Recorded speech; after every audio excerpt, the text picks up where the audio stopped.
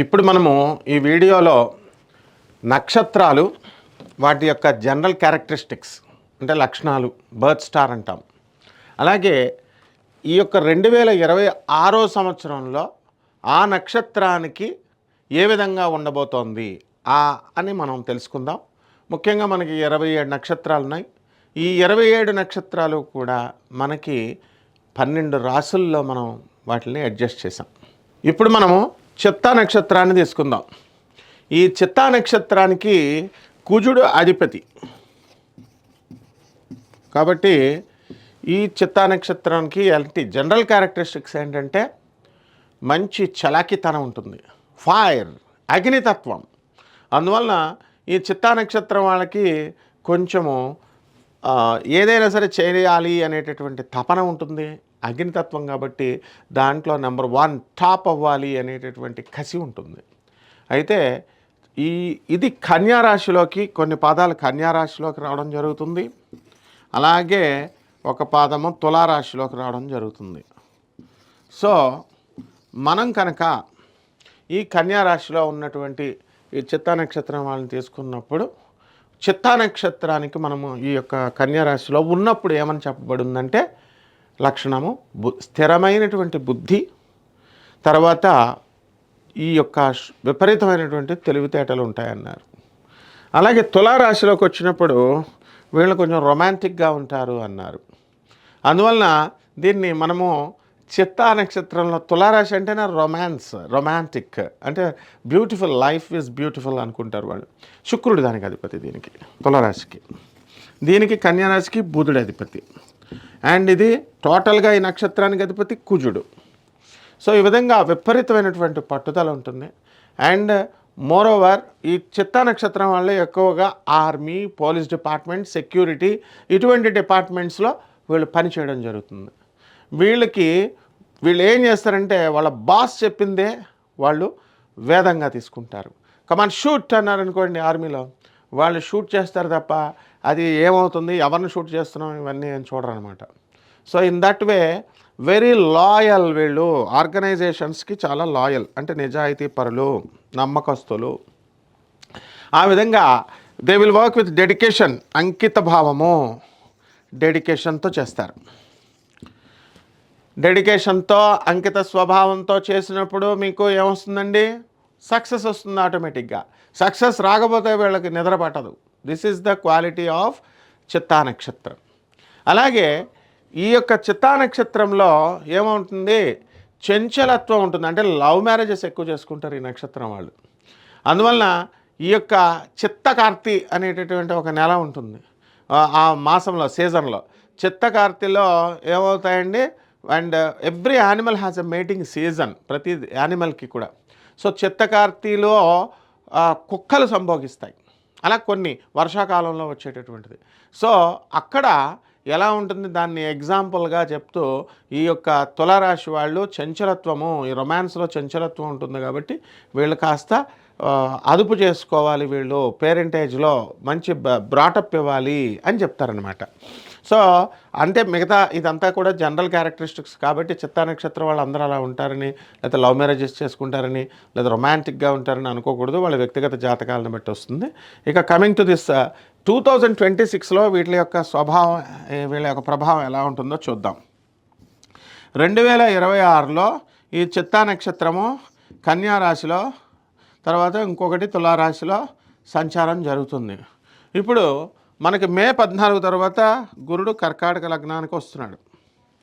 తర్వాత ఈ యొక్క రాహువు మనకి అక్టోబర్ వరకు మనకి ఇక్కడ ఉండి కుంభరాశిలో, ఆ తర్వాత కర్కాటక రాశి సంచారం చేయడం జరుగుతుంది. శని వక్రించి మనకి మీనరాశిలో ఉండడం జరుగుతుంది. సో కేతువు సింహరాశిలో ఉంటాడు అక్టోబర్ నెల వరకు. సో ఇవి మనకు మెయిన్ ప్లానెట్స్ తీసుకోవాల్సినటువంటివి. సో దీన్ని బట్టి మనకి ఈ చిత్తా నక్షత్రంలో ఉన్నటువంటి వాళ్ళందరికీ కూడా ఈ యొక్క మనకి మే 14 తర్వాత 2026 సంవత్సరంలో వెరీ బ్యూటిఫుల్ లైఫ్ని ఎంజాయ్ చేస్తారు. వీళ్ళు ఆర్థికంగా మెరుగుపడతారు, ధన ఆదాయము ప్రపోర్షనేట్గా వస్తుంది. ఏమంటే ధనం వస్తుందని అంటే అందరికీ అంబానీలాగా రాదు కదా. వాళ్ళ రిలయన్స్ ఇండస్ట్రీ రన్ చేసేవాడు వాడి స్థాయిని బట్టి వాడికి క్రోర్స్లో వస్తుంది. అలాగే మనం చిన్న స్థాయి వ్యాపారాల వాళ్ళకి తగ్గట్టుగా వస్తుంది. కాబట్టి ఈ యొక్క లాభంలో ఉన్నటువంటి గురుడు అండ్ 4వ పాదంలో ఈ యొక్క చిత్తా నక్షత్రం తులారాశిలో పడుతుంది. కాబట్టి అటువంటి వాళ్ళు తులారాశిలో ఉన్న వాళ్ళు కూడా కేంద్రంలో ఉన్నటువంటి గురుడు మీకు శుభాలను కలిగిస్తాడు, డాంబికమైనటువంటి ఆచారాన్ని కలిగిస్తాడు. ఇళ్ళు లేనటువంటి వాళ్ళు ఇల్లు కొంటారు, స్థలాలు లేనటువంటి వాళ్ళు స్థలాలు కొంటారు, పిల్లలు లేనటువంటి వాళ్ళు పిల్లలు కలుగుతారు. సో ఈ యొక్క గురుడు ఆస్పీషియస్ రిజల్ట్స్ని ఇవ్వడం అనేటటువంటిది జరుగుతుంది. అయితే ఈ చిత్తా నక్షత్రంలో ఉన్నటువంటి 1, 2 పాదాల వారికి మనకి ఈ అద్భుతంగా ఉండడం అనేటటువంటిది జరుగుతుంది. అలాగే తులారాశిలో పడినటువంటి చిత్తా నక్షత్రం వాళ్ళకి లాభంలో కేతు ఉండడం ద్వారా వీళ్ళు ఫారిన్కి వెళ్ళడం జరుగుతుంది. విదేశాల్లో చదవాలనుకునేటటువంటి విద్యార్థులు ఎవరైతే ఉన్నారో అటువంటి వాళ్ళకందరికీ కూడా అవకాశాలు దొరకడానికి అవకాశం ఉంటుంది. ట్రంప్ కాదు ఎవరు కూడా ఆపలేరు. పార్ట్ టైం జాబులు తర్వాత వర్క్ పర్మిట్లు ఎవరు ఆపలేరు.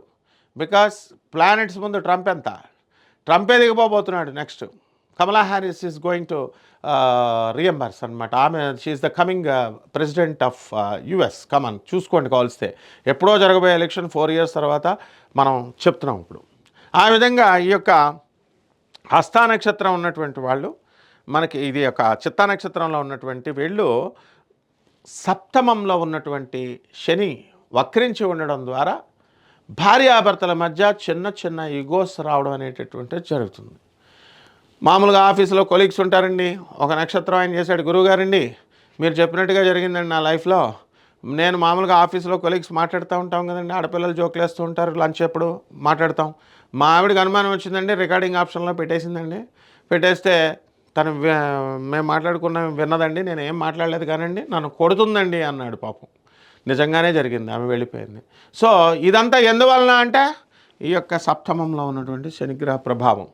ఈ శని సప్తమ స్థానేషు శని కళత్రపుత్ర శత్రుత్వ కారణాయ నమః అన్నారు.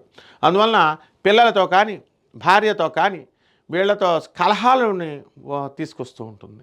అండ్ అగైన్ ఈ యొక్క తులారాశిలో ఉన్నటువంటి ఈ యొక్క చిత్తా నక్షత్రం వచ్చినప్పుడు మీకు లాంగిటివిటీ ఆఫ్ లైఫ్ ఏర్పడుతుంది. మీ యొక్క హ్యాబిట్స్ అనేటటువంటివి మంచిగా మీరు ఇది చెందుతారు. గుడ్ హ్యాబిట్స్, ఫుడ్ హ్యాబిట్స్, పిజ్జాలు, బర్గర్లు, నాన్ వెజిటేరియన్ ఫుడ్లు ఇవన్నీ కూడా ఎందుకు తినొద్దు అంటారంటే మీరు తొందరగా చనిపోతారని తినొద్దు అంటారు డాక్టర్లు కానీ పెద్దవాళ్ళు కానీ. కారణం it's not good food. Immune system ఎలా డిజైన్ చేయబడింది, it is design only to have only vegetarian food. అంతేగాని మీరు బ్రాహ్మణ నాన్ బ్రాహ్మిన్సా వీళ్ళు మటన్లు తినొచ్చు, వాళ్ళు బ్రాహ్మణులు చికెన్లు తినకూడదు ఫర్ దట్. డాక్టర్లు చెప్పరు. నేను కూడా ఒక డాక్టర్ని కాబట్టి ఒక ప్రొఫెసర్ని కాబట్టి చెప్తున్నాను. ఎందుకని నీ ఇమ్యూన్ సిస్టమ్ ఎట్లా ఉందండి నీది, ఇదంతా కూరలు ఉన్నాయా నీకు, ఇమ్యూన్ సిస్టమ్ లోపల ఎలా ఉంది? సో ఇటువంటి ఫుడ్ నిషేధితమైనటువంటి ఫుడ్ తినడం వల్ల తొందరగా చచ్చిపోతాం. ఇది శని డిసైడ్ చేస్తాడు. సో ఈ తులారాశి వాళ్ళు ఏం చేస్తారంటే బాబు ఇవన్నీ మానేసేసి మా చక్కగా ఏదో మెడిటేషన్లో చెప్తున్నారండి మనం సెంటియంట్ ఫుడ్ తినాలండి, తర్వాత ఈ యొక్క చాలా ఆరోగ్యకరంగా ఉంటామండి, మనం వెల్లుల్లి తినకూడదు. ఇవన్నీ పెద్దవాళ్ళు ఎందుకు చెప్తారంటే నువ్వు ఎక్కువ కాలం భూమి మీద బతకాలి కాబట్టి. 400 సంవత్సరాల మహాభారత కాలంలో ప్రతివాడు బతికాడు చిత్తా నక్షత్రం వాడు. అప్పుడున్న వెజిటేబుల్స్ ఇప్పుడు లేవు. ఇప్పుడు డైటింగ్ ప్లాన్తో వచ్చి మీరు కీరాలు, బీట్రూట్లు పచ్చి తింటున్నారు, సోనియా బీన్స్ ఇవన్నీ కూడా. మరి ఇప్పుడు ఎందుకు తింటున్నారు మీరు? ఎందుకు ఫుడ్ తింటలేదు? రైస్ ఎందుకు తింటలేదు? షుగర్లు ఎందుకు వచ్చినాయి? ఈ యొక్క షుగర్ బాధలు ఇవన్నీ కూడా ఈ యొక్క చిత్తా నక్షత్రం వాళ్ళకి లేవన్నమాట. సో ఆరోగ్యకరంగా మంచి ఆరోగ్యమైనటువంటి హ్యాబిట్స్ని తీసుకుంటారు 2026లో. అలాగే 2026లో మీకు తులారాశిలో ఉన్నటువంటి చిత్తా నక్షత్రం వాళ్ళకి అర్ధాష్టమ రాహు కాబట్టి మీకు అందరికీ కూడా ఏం జరుగుతుంది అంటే మానసిక అశాంతి జరుగుతుంది. మిమ్మల్ని వెళ్ళమన్నారా ఆడవాళ్ళ జోలికి? లవ్లు చేయమన్నారా? మీ పేరెంట్స్ ఎందుకు పెట్టారు ఫీజు యూనివర్సిటీస్లో? టు రీడ్, చదువుకో, మంచి జాబ్ తెచ్చుకో, మంచి కట్నం తీసుకురా, అమెరికా అని చెప్తాం, డబ్బులు బాగా వస్తాయి, మనం కట్నం తీసుకుందాం అని చెప్పి అమెరికాలో పంపిస్తున్నారు. మీరు కూడా ఏం చేస్తున్నారు? What are you doing? Coliving, dating, living in relations. ఎందుకు నీకు అవసరం? నీ పేరెంట్స్ నిన్ను అడగగలుగుతారా? అడగలేరు. నీ పేరెంట్స్ నువ్వు కట్నం కోసం ఎందుకు చదివిస్తున్నావు, నీ పేరెంట్స్ నువ్వు అడుగుతావా? నీలో ఉదార స్వభావం ఉందా, కట్నం లేకుండా నేను చేసుకుంటానని? నో. సో దిస్ కలియుగం ఈజ్ ఎయిటింగ్ అండ్ మేటింగ్. ఇందులో ఏ మొహమాటాలు లేవు. 2026లో ఈ యొక్క చిత్తా నక్షత్రం వాళ్ళు పరిపాలిస్తారు అని చెప్పొచ్చు. ఆ విధంగా ఈ ఆర్థికంగా బలపడతారు, మానసికంగా అశాంతి ఉంటుంది. ఎవరైనా అమ్మాయిలని ప్రేమలలో కనుక మీరు పడినట్లయితే ఆ అమ్మాయి తిరిగినంతకాలం మీతో తిరిగి మొహమాటంగా ఏం చెప్పొద్దంటే మా నాన్న నాకు వేరే సంబంధం చూశాడు బాయ్ అని చెప్పి సింపుల్గా వెళ్ళిపోతుంది. ఈ మగ పిల్లలంతా బాటిల్ మిగులుతుంది చేత్తో, అమ్మాయి పోయే బాటిల్ మిగిలే. సో ఇందులో ఏ విధమైన మొహమాటాలు లేవు. ఏంటంటే బాబు గురువుగారు ఇలా చెప్తున్నారు, ఐఎమ్ ఏ ప్రొఫెసర్, అందువలన నాకు తెలుసు స్టూడెంట్ సైకాలజీ. మీరు మాట్లాడొచ్చు, మీరు చేయొచ్చు, డేటింగ్లు, లివింగ్ ఇన్ రిలేషన్స్ చేయొచ్చు, రూమ్లో కోలివింగ్లో ఉండొచ్చు, కానీ అది చెప్తే అన్సివిలైజ్డ్గా అనిపిస్తుందా? సో ఇది కరెక్ట్ చేసుకోండి, జీవితం బాగుంటుంది. శుభమస్తు.